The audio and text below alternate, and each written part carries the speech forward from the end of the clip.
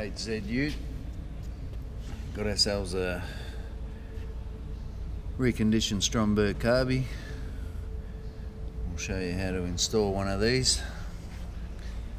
Same procedure getting it off as to how you're going to see it going back together now. This is just your spill tray.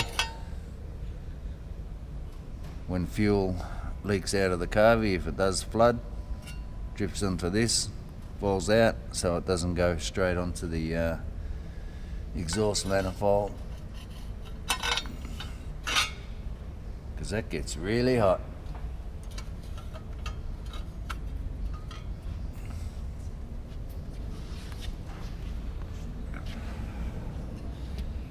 And as you can see, brand new, nice and tight, everything nice and tight, just how we like it. So here we go, here we have it. Work out which way this puppy goes, that away. It's a simple procedure playing with Carbys, my opinion anyway. I like playing with them because they're nice and quick. The Carby we had on this, we put a kit through it, but the main throttle body was worn to the shit and was just leaking out fuel.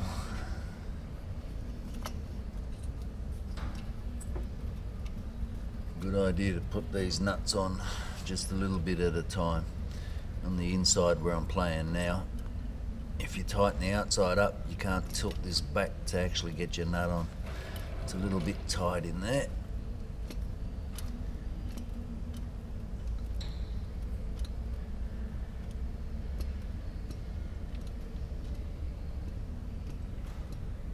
Did he say anything about the fuel mixture? Said just adjust it once it's on. Oh, so he hasn't preset it in any way. No, I don't think so. He said just tinker with it when you've bolted on. Nice. Okay. 1/2 inch.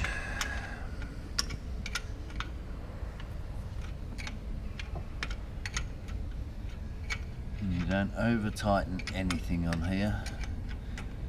Just comes with experience and know the feel and tolerance of where it should be tightened to. Tight, but not overly tight. It's basically just stopping air from getting in, just making a seal.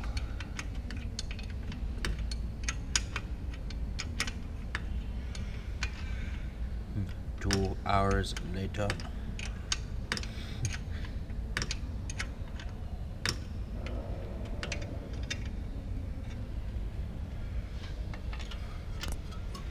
This side is painful because you have no room. Piece by piece, inch by inch.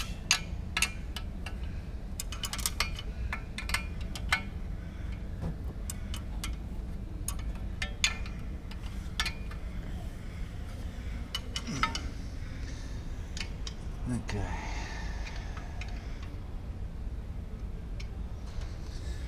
Right, you've got this connection for the carbon canister. That's that little puppy there. Now, fuel line can be a little bit tricky. You just got to bend it the right way. Make sure this thread lines up good.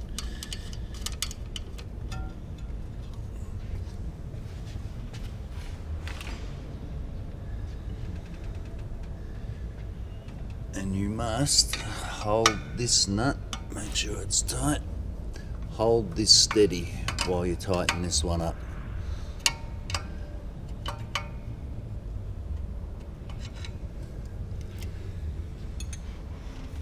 Simple as that.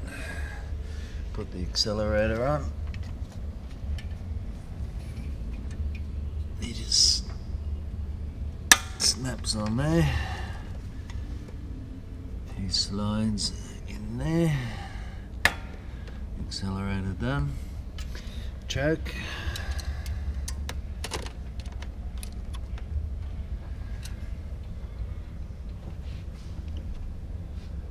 Now I'll straighten that. This cable's on the bare minimum. If it snaps, we have to get a new cable. It's been on and off probably 100 times in the past.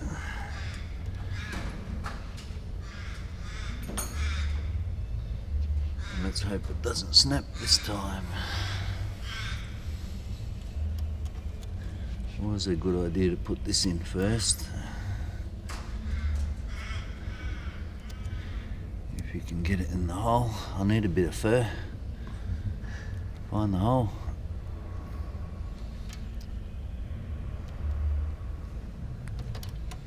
Okay, he's in.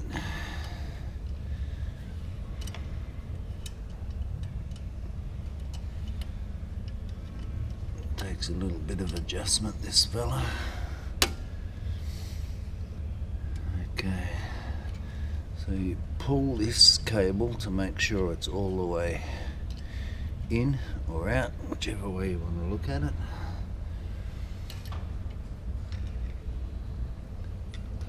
There's plenty of room for adjustment.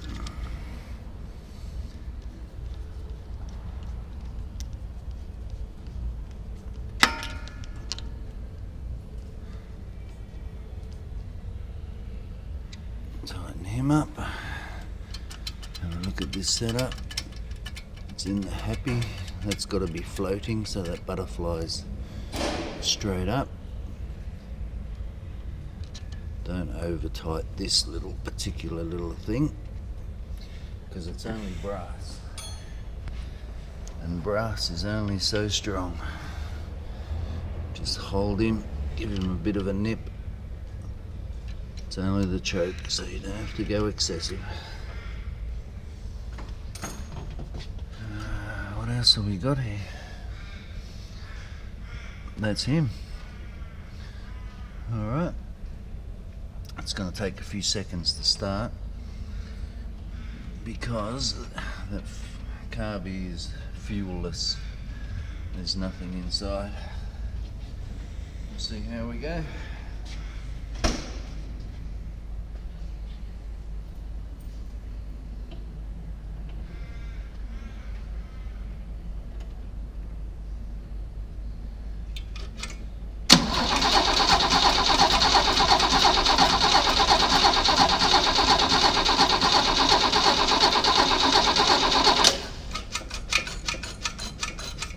I can see the fuel now, she should fire.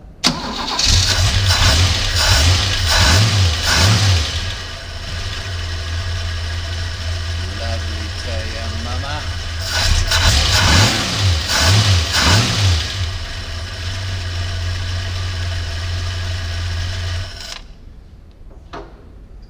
The only thing to do now is adjust your fuel mixture.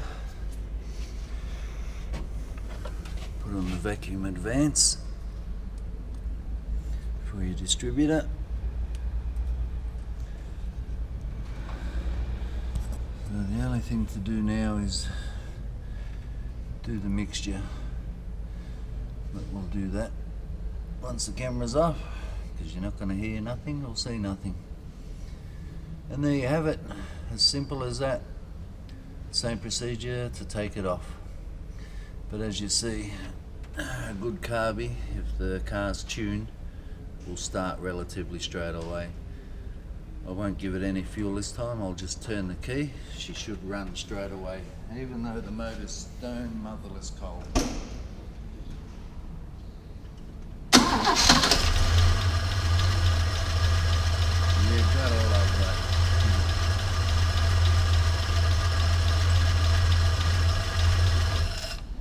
There you have it. That's as easy as. This is a HZ ute. It should have a different Carby on and a little bit more pollution gear on it. But we've chosen to go the simpler option with a HJ type Carby that fits LHs and what have you. Otherwise you'd have more fuel lines, more emission lines. Yeah, word to the wise, don't go with a HZ Carby, they're terrible. They're absolutely terrible.